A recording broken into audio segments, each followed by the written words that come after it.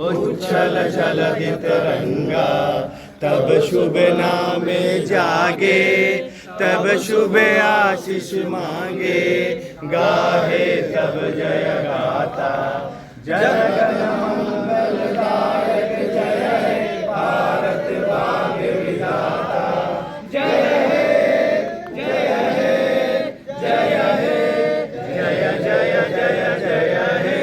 भारत माता की जय, भारत माता की जय। वंदे मातरम, वंदे मातरम। जय हिंद। स्वतंत्रता दिवस के शुभ अवसर पर आज पार्टी कार्यालय में हम लोगों ने झंडोत्तोलन किया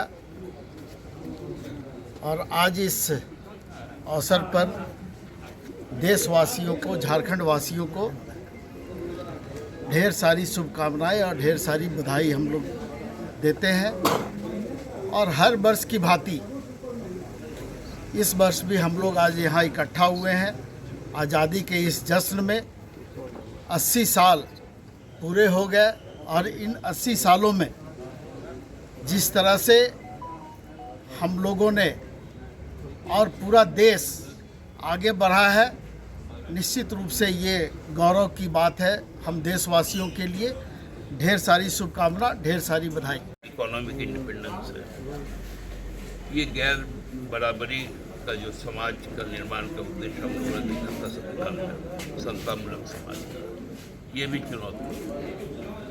उसके बाद भी आज हम कह सकते हैं कि दुनिया के सबसे बड़े और मजबूत लोकतंत्र में हम रहते हैं और ये सार्वभौमिकता हमारी कायम रहे, इसके लिए हर देशवासी अपने आप को तैयार रखता है। आपको सबको मेरी ओर से 10वां स्वतंत्रता दिवस की हार्दिक शुभकामनाएं। दादा भी देखने को मिल रहा है जिस तरीके से जो नया संशोधन 2026 आया है खनिज को लेकर। देखिए, ये तो मैंने इसलिए कहा कि चुनौती है। जिस प्रकार से संघवाद पर जो हम लोगों का जो फेडरल सिस्टम है उसमें लगातार हमले हो रहे हैं, चीज़ों को सेंट्रलाइज किया जा रहा है। और इस एक्ट में तो जिस प्रकार से ग्राम सभा को नकारा गया, फॉरेस्ट रिजर्व को नकारा गया और मिनरल्स, क्योंकि हमारा ये समता जजमेंट है जिस पे पेशा कानून आया, उस पे कि ज़मीन के ऊपर का मालिक यदि कोई रैयत होता है तो ज़मीन के नीचे का भी जो खनिज है उसका भी मालिकाना हक और उसका जो अधिकार है वो उस रैयत का होता है। अब तो ऐसा लग रहा है कि कतिपय 2-3 लोगों के लिए पूरे झारखंड के साथ साथ, क्योंकि झारखंड में 42% खनिज है, तो झारखंड के साथ साथ उड़ीसा, छत्तीसगढ़, मध्य प्रदेश, महाराष्ट्र, आंध्र प्रदेश, आपको बंगाल, नॉर्थ ईस्ट के इलाके, ये सभी इलाकों को अब प्राइवेटाइजेशन की हो, एक मालिकाना हक दे देने का एक जो प्रयास हुआ उसका हम विरोध करेंगे।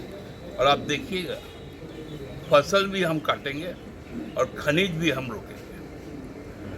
हम अपने विनाश के शर्त पे व्यक्तिगत विकास को कभी मंजूर नहीं करेंगे। दादा, एक सवाल और है। लाल किले से प्रधानमंत्री जी ने कहा कि हथियारबंद माओवादी देश में खत्म हो गए, लेकिन जो इंटेलेक्चुअल माओवादी हैं उनसे बच के रहने की जरूरत है। ये उनका डर दिखाता है कि जिस प्रकार से 20 दिनों तक पूरे मानसून सत्र में प्रधानमंत्री जी और गृह मंत्री जी खुद को गायब रखे, वो डर दिखाता है कि उनके अंदर में जो भय है और जो लोगों की जो गुस्सा है, माओवाद वो किसको कहता है? अरे लोगों की चाहत, लोगों की जो गुस्सा है, लोगों की जो अपेक्षाएं हैं, उसके खिलाफ जो आवाज उठा है, उससे वो डर गए क्या? तो हमको लगता है कि उनके अंदर का डर आज खुलकर लाल किला से दिखा। 33% महिला रिजर्वेशन वो कह रहे हैं वक्त की मांग है, सभी दलों को आगे आना चाहिए इस पर। हम लोग तो चाहते हैं कि 543 में हमारे तो 3 लोकसभा सदस्य, उसमें एक महिला है, 33% तो है। तृणमूल का 33% से ज़्यादा है, कई दलों का है।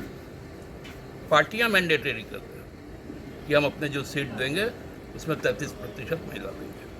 दादा, आज माननीय मुख्यमंत्री जी ने कहा है मोराबादी मैदान से कि हम एक ऐसी नज़ीर पेश करेंगे जो पूरा भारत देखेगा कि किस तरह से free, fair and transparent examination होते हैं। ये जो मूवमेंट चल रहा है छात्रों का, निश्चित तौर पर उस दिशा में हम लोग आगे बढ़ रहे हैं और जो एक्सपर्ट जो ऑर्गेनाइजेशन है, चाहे IIT हो, IIM हो, XLRI हो, जिसकी साख है, उनसे कंसल्टेशन करके हम लोग एक नई पॉलिसी की ओर जा रहे हैं।